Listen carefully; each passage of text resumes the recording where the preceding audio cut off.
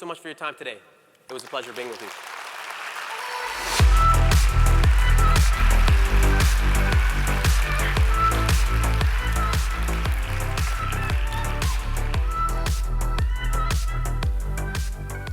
I gotta call you Bruno.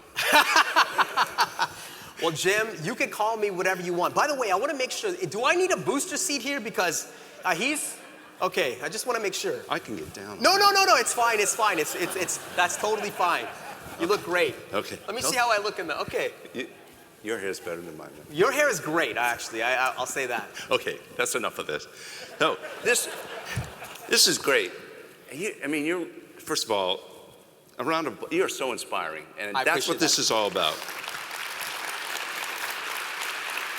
You really are. Now, I don't want to be Debbie Downer, but I'm going to be a little bit Debbie Downer here, right? I've read more surveys, more studies. Every innovation, digital transformation effort CEOs undertake, 80, 90% in an organization fail. What's the issue? Why do they fail? Well, you're right, they do fail. And I believe that they fail for actually a good reason. It's the way that we actually incentivize human beings to make that transformation happen. You see, I believe that in most organizations, when we want to try something that's new, that's transformative, we actually have the same metrics that go around it, the same utilization, the same metrics. And ultimately, when you're trying something new, you need new metrics. You need to say, by the way, you might go off and fail. You might take a very small experiment, and this may not work, and actually incentivizing people to do that. So can I stop you? Yes. CFOs don't like to fail. CEOs don't like to fail. So there are some CFOs out there, but there are a lot of people here that work for the CFO. Yeah. What would you tell those individuals to say to their CFO to convince them to take a little bit of a chance, to take the risk? Because I've got another survey here. Yeah, tell me the survey. I love reading surveys. See, I said, when somebody brings data, they always win. Yeah, I'm going to win this one. Shawn, Bruno. So it was a Gartner survey. Yeah. And it was how CFOs' digital conservatism hinders progress, was a finding from Gartner. Yeah. And the gist of the survey was that CFOs would rather underinvest in technology for fear of failing, as opposed to actually investing in technology. Yeah. Well, let me go back to the individual who's trying to convince the CFO to make a change. Okay. I think ultimately you have to send them one of my videos, A. B, I think that's why I love the idea of denting the outside, because ultimately the best way to persuade, not convince, persuade somebody is to show, not tell, is to make a very small bet. Third thing is, I think, to find other champions that are close to the CFO that can sort of bring you up. And then ultimately, it's showing, not telling. It's visualization. Most of the time, the reason why the CEO and the CFO don't want to take a risk is they have no idea what it's all about, and they're afraid of it. So that's kind of the next place I want to go. Okay. Finance people love to measure, right? Return on investment, return on invested capital.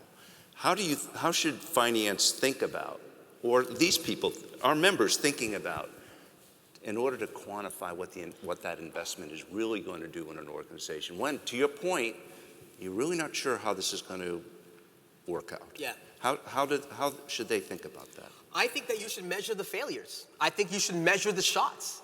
Instead of applying the same metrics around what is, how much revenue is this going to generate, how much return on investment on our talents is this going to make, I think actually going outside and measuring, did we actually go off and learn something?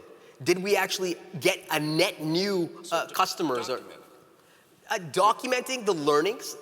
I think there's a difference between bad experiments and good experiments, in the sense that bad experiments are things that you didn't learn from, and good experiments are essentially things that you did learn from, and being okay with a failure in that way, and ultimately incentivizing around how many shots you take. Have you ever heard an organization say, Jim, you failed 9 out of 10 times, you're getting a raise? No. No, but to me, that person is exponentially better than the person that was just sitting in the cubicle doing nothing. They tried something 9 of the 10 times, and maybe the one thing sort of semi-worked. To me, that's measuring hunger. That's measuring ambition. You know, you talk to Amy Edmondson. She's on tomorrow. She's here tomorrow. Yeah. Amazing. And you were on a podcast with her talking about psychological safety. Right. And I can't wait for that presentation, because I think ultimately, in order to build an environment where people can go off and innovate, you need that psychological safety. You need people to be empowered to go off and try new ways of doing things. And to me, that's how you do it. But I want to ask you, because I wanted to, by the way, we had a great podcast, AFP Conversation podcast. It was a great podcast with both of us. It was a conversation. You have been in front of this organization for a couple decades. You have seen... Don't tell everyone that. It's been what? It's what, 22? Yes. Okay. Couple decades. And what I would love about you is that you're very cerebral. You read a lot. And you have also seen the growth of the Treasury financial professional over time. To me, like, I want to know from you, because you are in the weeds of these individuals, and you're in their brains. Why is it that we haven't got to that strategic innovation, digital sort of mindset yet? What do you think is holding us back? See, the tables have turned. And I don't necessarily have an easy answer, but I do believe much of it revolves around the fact that finance is risk averse. That's kind of the very nature of who they are. You're an accountant, right? At the end of the day, you have to add up the debits and credits, and it has to. So it starts, I think, from the original mindset of the organization. So I do think, in many respects, this is called mind shift, because this does require a real mind shift for how finance wants to think about this. So I'm now going to ask you the question. Yeah. So if you had your dream, what would finance, if they embraced the culture, if they embraced innovation, if they embraced technology, what would a finance organization look like? I think they would sit on a beach sipping margarita. I think it would be amazing. No, to me, at the end of the day, if we do all the right things, if we use data as our electricity, as opposed to this is the innovation at the end of the day, and we double down on the idea of digital and innovation, we make our back office a lot more transactional. And to me, the CFO is the one leading digital transformation, leading innovation at the head table, and being really strategic, being very allowing decision making, having that at their fingertips, making it real time, like being that quarterback for the organization, and say, hey, like we need to figure out how this innovation is going to work, and you throw the ball there. To me, that is where the finance professional ultimately can be. It's just, how do we get there? To me, it's like 1 or 2 people, trying that, and it's starting to dent the outside. It's starting to experiment and try to innovate and move there. Yeah. We had a question right before that came up. There it is. What? Well, so here's the question: when do you throw the towel in on an innovation project? Yeah. No. Well, if you're thinking about throwing a towel into the innovation project, then to begin with, you've lost. No, I think ultimately that's a great question. It's a mountain, right? Everyone is starting from nothing, and you're trying to go up this lonely, scary mountain.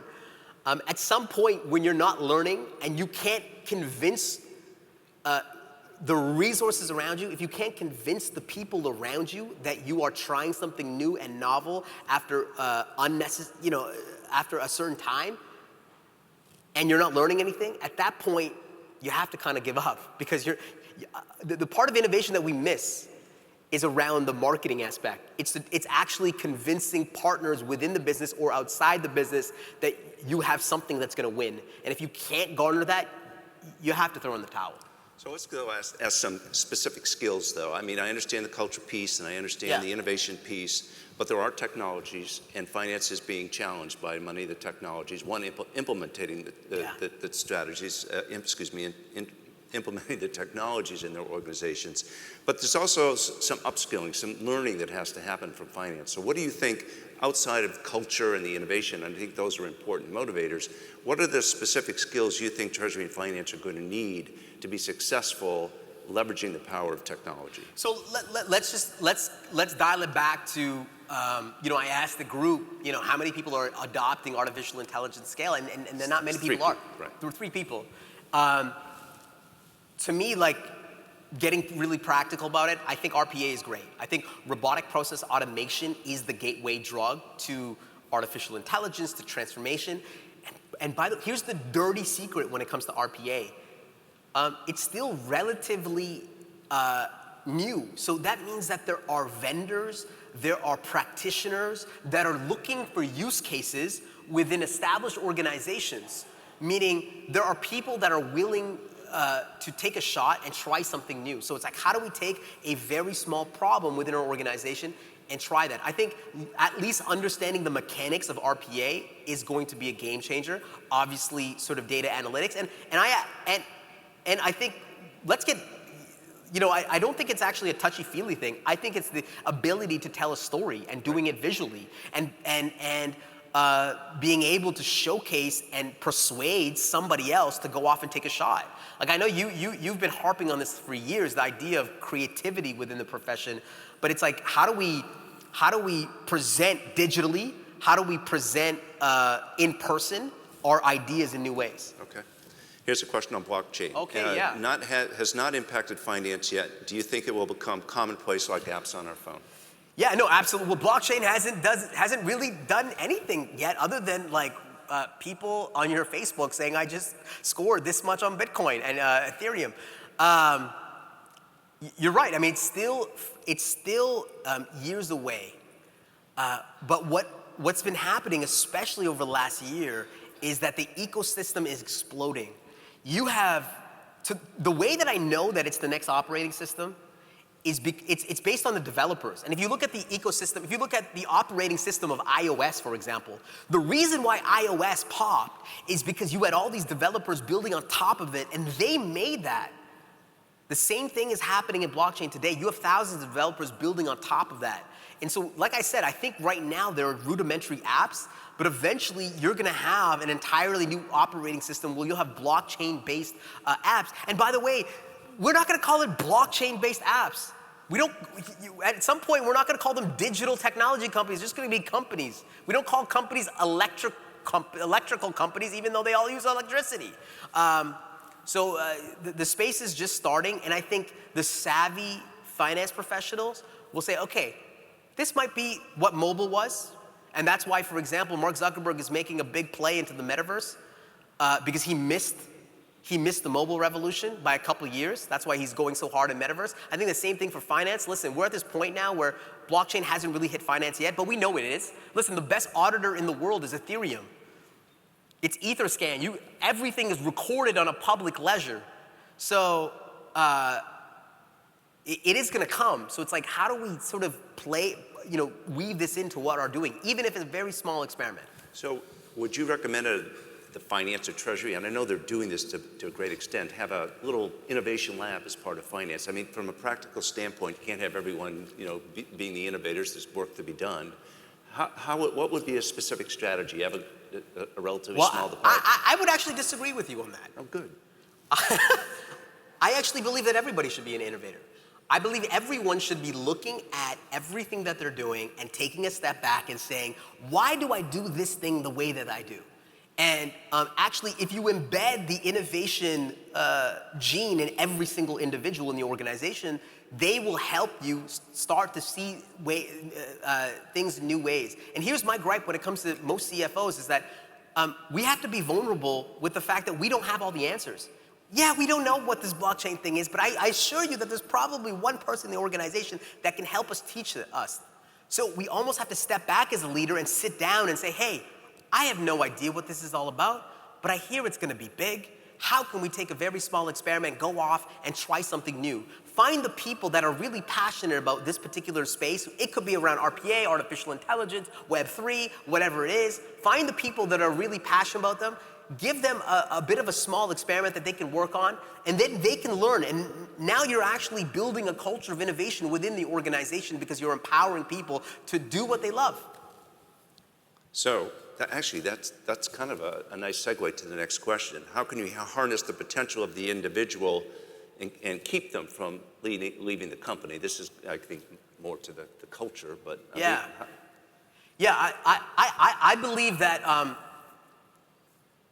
the default should be, you should want them to leave the company. You should be happy that they left your company because they're going to become ambitious and driven. You should be an organization that actually delivers stars and be a star maker. Because you know what? That's going to ultimately reinforce your cultural mode. The fact that you're able to create and cultivate stars. And guess what? They may not go off and join another company or go off and do their own thing. They might just be in your organization and continue to be stars. So to me, I wouldn't be concerned about people leaving the company. You should see it as a good thing. I know this flips the model completely, but the reality is that you can't keep the power has shifted. You can't keep people if you want to. So why don't you just try to make them as powerful as you can and stars within your organization, and maybe they will stay.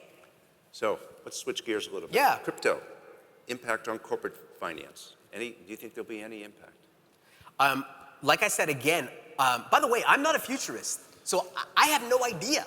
But what I do know is that this space is at an exponential scale. You have developers, getting into it. And the reason why I know this is because you have regular people now. Like I got picked up by the Uber driver, and he's telling me about crypto. For some reason, by the way, crypto amongst Uber drivers and CEOs is massive. I don't know why. Everyone's into it. But eventually, in terms of financial institutions, it's not really about, to me, it's like, yeah, you can accept cryptocurrency, but ultimately it's about understanding the underlying technology and how could parts of our business leverage this type of technology, whether it's through audits or whether it's through heavy transactional processes that you might have, whatever your business is. I think there are places where it could work great, and it's still clunky right now. It's still slow. It's still not, like, it's the first inning. It's ugly. And any impact on banking from your perspective? Well, I mean, I think it's going to be, the thing with the bank is that every single bank, every single financial institution has a blockchain team. That's what most people think, that blockchain and DeFi is going to decentralized finance is going to disrupt banking, while every single incumbent banking company understands that, yeah, this might be part of the future, so they're investing in it. So I think in terms of the banks, it's going to be an interplay around how do we work best with the blockchain vendors and either see them as partners in our journey or buy them completely. So here's a question. Well, this person says that they had a brilliant idea, or I'm assuming they had a brilliant idea. Yeah. But it got shut down by management. Well, I want to ask you this because you're a CEO. Okay. You're a CEO. Somebody comes to you with a brilliant idea. Well, I need What's to know your it's default? brilliant first. Right. But let's say you have a brilliant idea, but you don't know how to execute, because this is what happens all the time. What's your process in terms of being like, okay, like how do we go off and accept this into what we're doing? And then I'll answer it. Well, I think the first thing is it completely upsetting the organization, or is it a small idea, a really good idea that's not going to just take too many resources from the organization? And my view would be, let's go try it. Yeah. Let's go see how it works. But I think most people do the same thing. Let's take a small incremental approach to this to build up to what this brilliant idea can be. Yeah. Because we all have limited resources, and it's all about allocation of resources. So I think, personally, I never want to discourage someone who has, unless it's a crazy idea or it makes absolutely no sense. It'd be go for it. No, I love that. And at Amazon, they had this notion that if you had an idea, the default would have to be yes. Otherwise, the person that said no would have to draft up a document as to why they say no. I love that idea. It's flipping the model. And to me, the best way of showcasing a brilliant idea, if it truly is brilliant, don't just tell somebody the brilliant idea. Please, don't just tell it, because it's gonna fall flat. The best way to tell what a brilliant idea is, to show it, to visualize it. Most of the time, the reasons why people don't want to accept brilliant ideas is because they have no idea what you're talking about. So the best way is to at least visualize, video, picture, experiment, prototype. Like, those things are now accessible to all of us. So if you have a brilliant idea, please don't do a disservice and just tell somebody it. It's gonna pass by them. You know what it is? It's this idea of costly signaling. Costly signaling is a term that we use in innovation or behavioral economics. It's the idea that by putting in extra effort, it can result in greater meaning and significance to your end user. So for example, this is why, for example, a handwritten note, you know this already. A handwritten note versus a text message, you know that the handwritten note is gonna land a little bit more. This is why wine, I know this sounds crazy, but wine in a heavier bottle, for some reason, tastes better than wine in a lighter bottle. It's crazy, I don't know why. It just does, it's irrational. So when you actually put in the effort and show somebody something, they're gonna be like, this person put in this extraordinary amount of effort, wasteful effort, this must be of value. It's playing with our irrational mind, the idea of costly signaling. And so, yeah, I think that's a tactic of showcasing a great idea. So I think your comments around workplace flexibility, on remote work, on company culture, on the Great Resignation. By the way, Great Resignation, I haven't seen that many people talk about that yet, but I wanted to know from you, because people are leaving work. Is it that we need to reimagine work, or is it the fact that people are just fed up with their current employers? I think it depends. And it kind of goes to this question here, because you alluded to, well, you didn't allude to, you showed in that survey, how do you think the remote work and flexibility plays into retention? What do you, I mean, the numbers were pretty stark. Yeah. And you see a lot of companies bringing back employees for all sorts of different reasons. What's your take on this? My take is that remote work is terrible for long-term innovation. Not short-term innovation, because short-term innovation, you can have, momentum. But long-term innovation, I believe that it's terrible because... No, explain why. Yeah, because in terms of innovation, it's hard enough. Most organizations can't do it. So it requires energy, it requires momentum, it requires luck, it requires collisions. And unfortunately, it's very difficult to do when you're totally remote. And my observation with remote work is that it's just a video game. When you're just doing remote work, there is nothing different from working and a video game. The only difference is that the work is probably a little bit more boring than the video game. You know what's funny? I spoke with an executive, we went for lunch a couple weeks ago. He joined a new organization. All his work was remote because of the pandemic. He never met anybody. He was like leading teams across the North America. He never met anybody. And guess what? He left 18 months later. Why? He didn't have a connection with anybody in the organization. He didn't have a connection with their vision, their purpose, what they were doing on the ground floor. It's a video game. And here's the whole thing with a video game. A video game gets boring after a while. You want to get to another video game. You looked at the statistics. Yeah. You saw how many people want to work remotely. Are you saying 5 days a week? What are you saying? I saw how many people that are looking for remote work, but I think they are going to be very disappointed when they realize that it doesn't fulfill everything that they want from work. And I think there is a, yeah. What was the last question, by the way? That was a really interesting point. I don't remember what the last question was. Okay, cool. Yeah, I can't remember what I said, but I do believe that it is. So you are not a proponent of remote work? No, I think remote work is. Oh, here's a good question. Oh yeah, you said 5 days. You said 5 days. Yeah. Did they have to be in 5 days a week? Oh yeah, 5 days a week. Do you go to work 5 days a week in the office? I go to the. Listen. I go to the work. I go to my office at least 3-4 days a week, but I'm not there I'm not there for 8 to 5. I think the 8 to 5 is over. Going to the office, 5 days a week is over. There's no mandate. There's no mandatory amount of time that you actually. But I think you have to be in the office to have some of those collisions, to actually create serendipity, to go for coffee with a colleague and meet another client and be like, hey, I hear you're working on this, and this is why I love that you've brought people together. I love it because guess what? What I'm doing up here, it's theater. The real magic is people going off and colliding and having a drink and going to the exhibit hall and learning about new ways of doing things. That's innovation. So yeah, like I think coming into the office is important. I mean, I'm going on a tangent on this, but you're sorry, going a little crazy. I'm really passionate about it. All right. Okay, we got 2 questions related to CFO, Yeah. and these will be the last 2. Should the title of well, not should, maybe will, or what could happen to the title of CFO? Is that a obsolete term? Interesting question. No, I've never meditated on this idea of the title of the CFO. I think the role of the CFO has to change in the sense that the financial, to me, the reason why I started my career in accounting is because I thought that was the backbone of every single organization.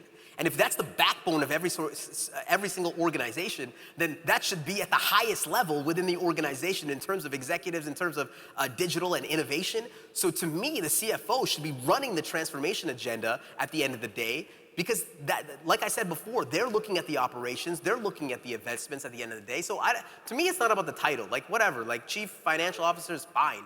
I just think that we need to change the narrative around what that CFO is all about. And you see the next question is really related, where is there a future where finance becomes a shared service as opposed to every company having? I mean, obviously there's lots of organizations that have moved to this. You see in post-secondary institutions where this is becoming a lot more of the norm.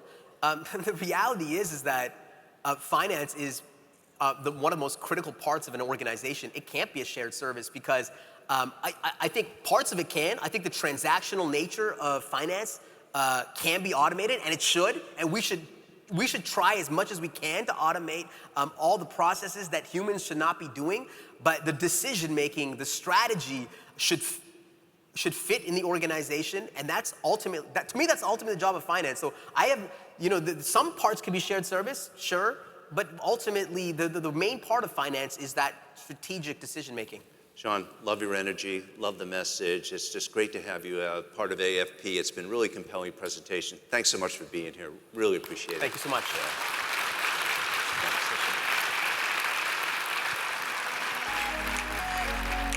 All right.